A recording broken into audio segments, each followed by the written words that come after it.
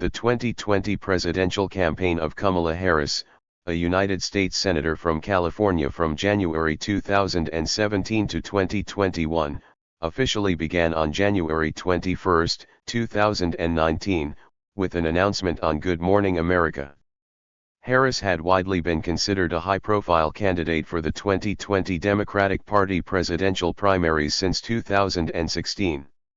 Citing a lack of funds, Harris officially withdrew her candidacy on December 3, 2019. On March 8, 2020, Harris endorsed former Vice President Joe Biden. Harris was chosen by Biden to be his running mate on August 11, 2020. Biden and Harris won the general election, and she became the first female vice president of the United States. Biden ran for re-election in 2024 but would later withdraw from the race and endorse Harris, who launched her second campaign for president that same day.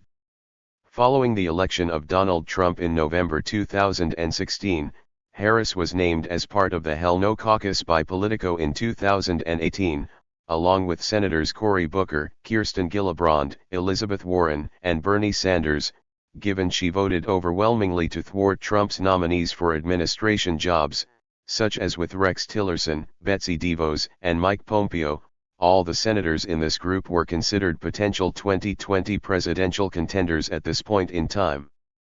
Prior to announcing her candidacy, she had publicly stated that she was not ruling it out. In December 2018, Harris announced that she planned on considering whether to run for president over the holiday. The following month, it was confirmed that Harris was expected to make an official announcement around Martin Luther King Jr.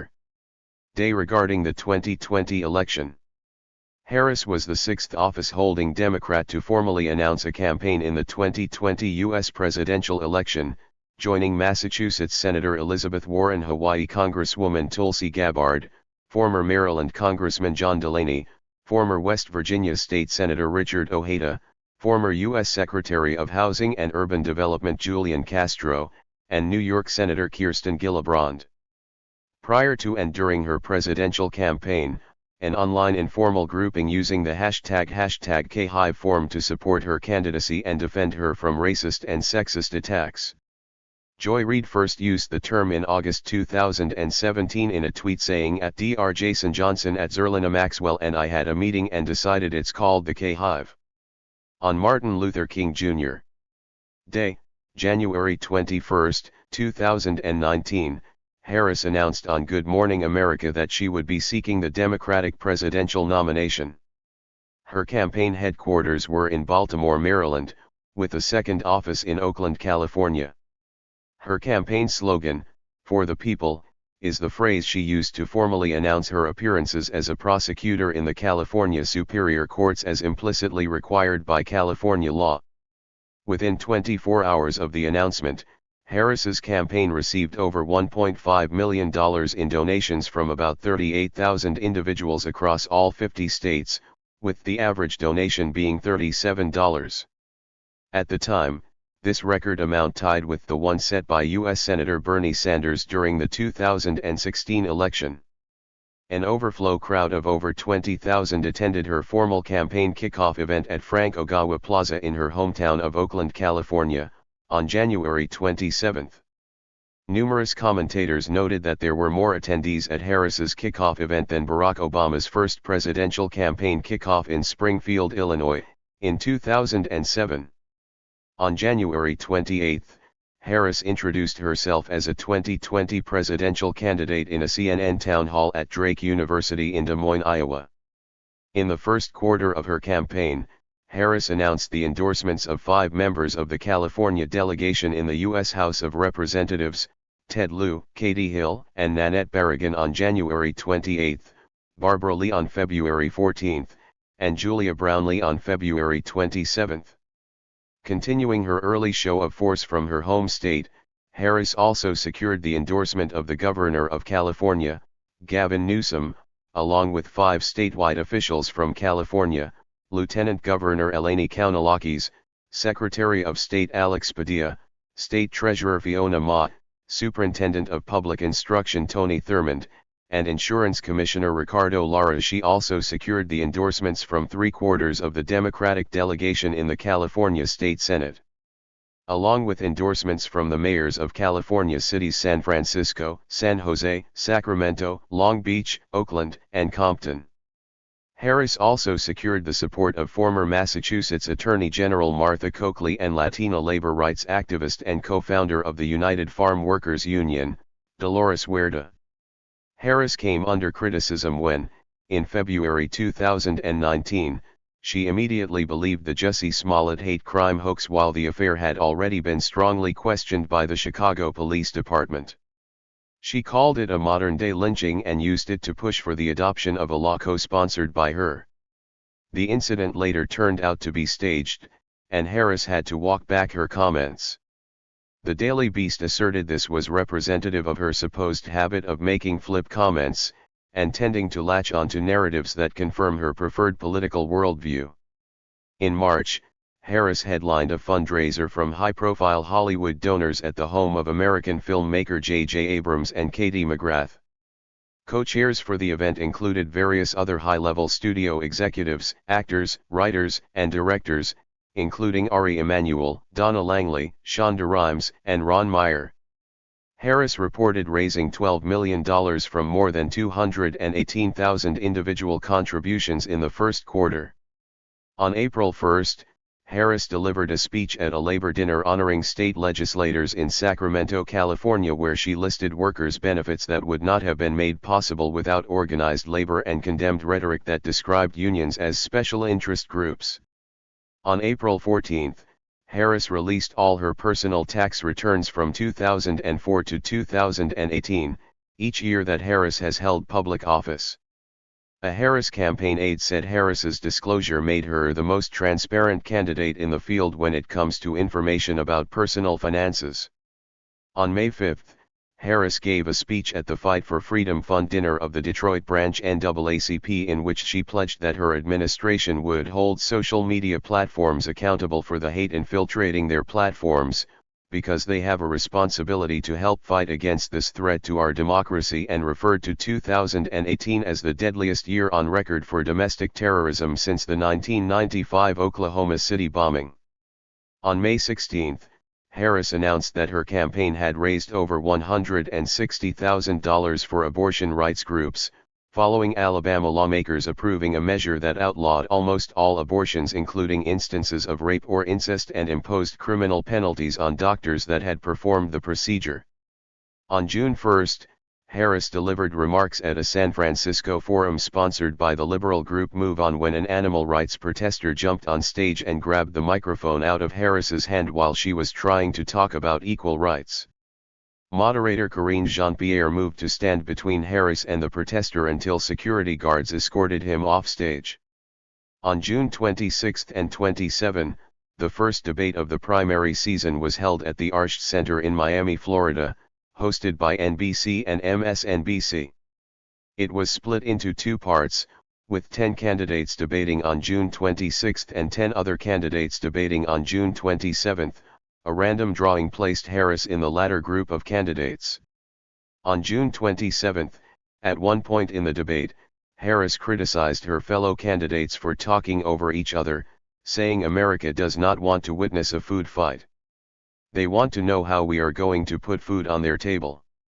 Later, she criticized Joe Biden for his comments regarding his past work with segregationist senators and his past opposition to busing. Her widely quoted comment was, "There was a little girl in California who was part of the second class to integrate her public schools, and she was bused to school every day. That little girl was me." Harris's performance in the debate received praise from many in the media, with some journalists referring to her as the unofficial winner. Morning Consult and 538 worked together on polling that reported that Harris's support among Democrats went from about 8% before the debate to almost 17% after the debate. Harris raised $2 million in donations in the first 24 hours after the debate, which is the highest amount of money that her campaign had raised in a 24-hour period to that date. President Donald Trump criticized Harris, saying she was given too much credit for her debate with Biden. In the second quarter, Harris announced the endorsements of 5 members of the Congressional Black Caucus: Al Green on June 20, Alcee Hastings on June 21, Lacey Clay on June 25, and Frederica Wilson and Danny Davis on June 30. She also secured the support of a member of the Congressional Hispanic Caucus when Jim Costa endorsed her on June 17. Harris also added to her support from California, securing the endorsements of nearly half the Democratic delegation in the California Assembly, including Speaker Anthony Rendon. Harris also secured the support of former member of the South Carolina House of Representatives Bakery Sellers. Harris raised $12 million from more than 279,000 donors by the end of the second quarter. On July 12, Harris appeared on The View, where she stated her position on illegal immigration was treating the subject as a civil enforcement issue that was concurrent with a secure border and not treating individuals who entered the U.S. illegally like criminals, before she stated her intent to discontinue multiple practices of the Trump administration as it related to the subject. On July 29, Harris released her own version of Medicare for All, which set forth a longer transition period of 10 years to move from the current system to a single-payer system without raising taxes on the middle class. Her proposal contained a public option and also allowed private insurance companies to offer health care plans within a highly regulated Medicare system modeled after Medicare Advantage. The proposal gathered praise from former U.S. Health and Human Services Secretary Kathleen Sebelius but drew immediate criticism from supporters of Bernie Sanders. On July 30 and 31, the second debate of the primary season was held at the Fox Theater in Detroit, Michigan, and hosted by CNN. Harris was assigned to participate in the second night of the second debate. On July 31, Harris defended her health care plan from claims by Joe Biden that it would cost $3 trillion and eliminate employer-based insurance. She asserted that her plan would bring health care to all Americans under a Medicare for All system, and disparaged his health care proposal as leaving about 10 million Americans uninsured. Congresswoman Tulsi Gabbard attacked Harris over her record as Attorney General, notably her past positions on marijuana, cash bail, and parole reform. At more than 15 minutes, Harris spoke for the second largest amount of time of the second night candidates. On August 8, Harris was interviewed by CNN on her campaign bus, where she discussed President Trump's racial views and the existence of a long list of statements and tweets and behaviors from this president that make it very clear that he possesses hate and that he is divisive and that he is a racist. On September 12, the third debate of the primary season was held at the Texas Southern University in Houston, Texas, hosted by ABC News and Univision. During the debate, Harris defended her campaign's version of Medicare for All that would authorize private companies to administer some plans in a tightly regulated way, while crediting Bernie Sanders for championing the prior version. Reaction to Harris's performance varied, as Vox noted that Harris and fellow contender Pete Buttigieg needed breakout performances that would lift them into, or back into, double-digit polling, akin to Biden, Sanders, and Warren. Both failed in this regard. Harris tried to land a few jokes and zingers, including an awkward line to Biden about how yes we can do gun control, but she seemed to be the only one laughing at them. Jonathan Easley of The Hill complimented Harris's overall performance as she appeared more at ease in a debate where she didn't seem pressured to be leading the attacks against Biden. At 13 minutes, 42 seconds, Harris was given the fifth most speaking time.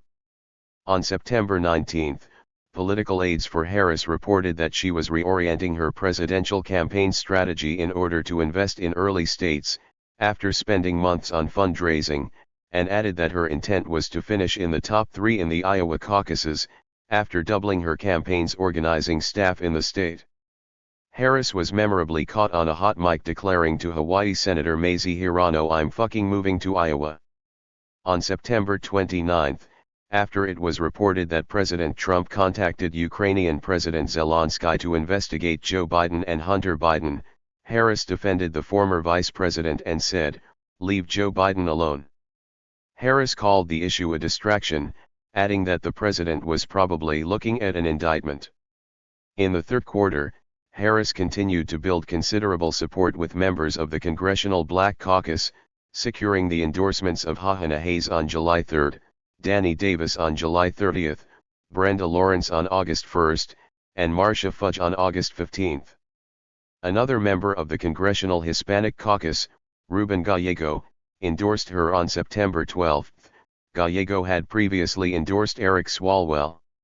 Harris also secured the support of various Democratic leaders from the South, including former Governor of Mississippi and U.S. Secretary of the Navy Ray Mabus, Little Rock, Arkansas, Mayor Frank Scott Jr., and Birmingham, Alabama, Mayor Randall Woodfin. In addition, she earned the support of the Black Caucus of the Michigan Democratic Party and civil rights attorney Benjamin Crump. Harris reported raising $11.6 million in the third quarter, ending with nearly $10 million on hand. On October 15, the fourth debate of the primary season was held at Otterbein University in Westerville, Ohio, hosted by CNN and the New York Times. Harris criticized the little time spent discussing abortion rights in any of the debates conducted by that point and asserted that impoverished women and women of color would die, due to Republican legislators in various states who are out of touch with America and who are telling women what to do with their bodies. Later, Harris confronted Elizabeth Warren over her public snickering at the notion of joining Harris's calls for President Trump's Twitter account to be suspended. Harris spoke for a total of 12 minutes, which was the sixth most among all candidates. On October 26, Harris pulled out of a criminal justice forum held at HBCU Benedict College after organizers indicated that the sponsor of the event, the 2020's Bipartisan Justice Center, would be awarding President Donald Trump the Bipartisan Justice Award for the First Step Act, an award Harris herself received in 2016. Harris objected to the fact that students at Benedict College were not permitted to attend and were instructed to remain in their dorms during the event, stating, "Donald Trump is a lawless president. Not only does he circumvent the laws of our country and the principles of our Constitution, but there is nothing in his career that is about justice, for justice, or in celebration of justice." Senator Cory Booker decided to attend the event anyway. Thereafter, the mayor of Columbia, Stephen Benjamin, said he was organizing an alternative forum alongside the 2020's Bipartisan Justice Center's event. The next morning, organizers dropped the 2020's Bipartisan Justice Center as a sponsor from the event. Harris participated in the ensuing reconfigured forum, retitled the Collegiate Bipartisan Presidential Forum. On October 30, Politico reported that the Harris campaign was laying off dozens of staffers at her Baltimore headquarters, as the campaign was hemorrhaging cash. The campaign confirmed the restructuring and compared it to restructuring early in the campaigns of John Kerry in 2004 and John McCain in 2008. On November 2, Harris delivered a speech at the Iowa Democratic Party's Liberty and Justice event, signaling a change in her messaging with the refrain that justice is on the ballot. Harris received an ovation from the room, including from supporters of other candidates. Several media commentators and journalists observed that it was the best speech of the campaign and Harris's strongest performance to date. On November 7, it was reported that aides working for billionaire candidate Tom Steyer were caught stealing data from the Harris campaign after it was reported earlier that week that Steyer's aides had been caught offering a bribe to state and local politicians in Iowa in exchange for an endorsement. The DNC caught Steyer's aide in the act of stealing a large file of Harris's voter and volunteer data in the state of South Carolina, who was forced to delete the data and resign from the campaign. Steyer faced calls to drop out of the race. On November 8, Harris was the first candidate to hold a town hall with the rank-and-file members of Culinary 226 after receiving an exclusive invitation earlier that week. Harris told the members, mostly women and immigrants, that it was their feedback that formed the basis for her health care plan. During the town hall, Harris touted her record supporting organized labor in California, refusing to cross the picket line at the Marriott Hotel, and attacking station casinos, against whom the union had been locked in a years-long attempt to unionize the company's properties. On November 20, 2019, the fifth debate of the primary season was held at Tyler Perry Studios in Atlanta, Georgia, hosted by MSNBC and The Washington Post. During the debate, Harris remarked on how she believed that in order to win the presidential election in 2020, the Democratic nominee must be able to rebuild the Obama coalition as well as bring the Democratic Party and United States of America together. She further remarked that candidates had been taking for granted the constituencies that had been the backbone of the Democratic Party by showing up in a black church close to election time in the following statement. But, you know, at some point, folks get tired of just saying, oh, you know, thank me for showing up and say, well, show up for me. Because when black women are 3 to 4 times more likely to die in connection with childbirth in America, when the sons of black women will die because of gun violence more than any other cause of death, when black women make 61 cents on the dollar as compared to all women, who tragically make 80 cents on the dollar, the question has to be where you been. And what are you going to do? Later, when asked to respond to remarks made by Representative Tulsi Gabbard of Hawaii, Harris brought up Gabbard's frequent appearance on the Fox News channel during President Obama's terms as president, where Gabbard was known for frequent public criticism of Obama. This made up for one of the top 3 most tweeted moments pertaining to the debate. Another viral moment occurred when Vice President Joe Biden mistakenly remarked that the only African American woman that had ever been elected to the United States Senate had endorsed him 113, to which Harris laughed, "No, that's not true. The other one is here." Biden himself had sworn Senator Harris into the United States Senate in January 2017. Following the debate, many political consultants and debate analysts praised Harris, noting that she was very relatable. A reporter covering post-debate coverage on MSNBC stated, "Just who resonated, who felt like they resonated, was Kamala Harris." Despite fundraising struggles and stagnant polling, Harris continued to attract support. On November 16, Harris earned the endorsement of labor union United Farm Workers. Harris continued to build on her lead among endorsements with the Congressional Black Caucus, when Stacey Plaskett, delegate to the United States House of Representatives from the United States Virgin Islands at-large congressional district, pledged her support on November 21. Salud Carbajal, member of the Congressional Hispanic Caucus, endorsed her on November 22. On November 27, Harris spent the Thanksgiving holiday in Des Moines, Iowa with fellow candidates Amy Klobuchar and Cory Booker. She attended the Turkey Trot downtown and visited the Corinthian Gardens apartment, where Harris campaigned for President Barack Obama in 2008. Harris cooked a dry-brin turkey herself. On November 29, the New York Times published an article detailing rifts in the Harris campaign, with competing factions eager to belittle one another, loyal to either campaign manager Juan Rodriguez or campaign chair Maya Harris.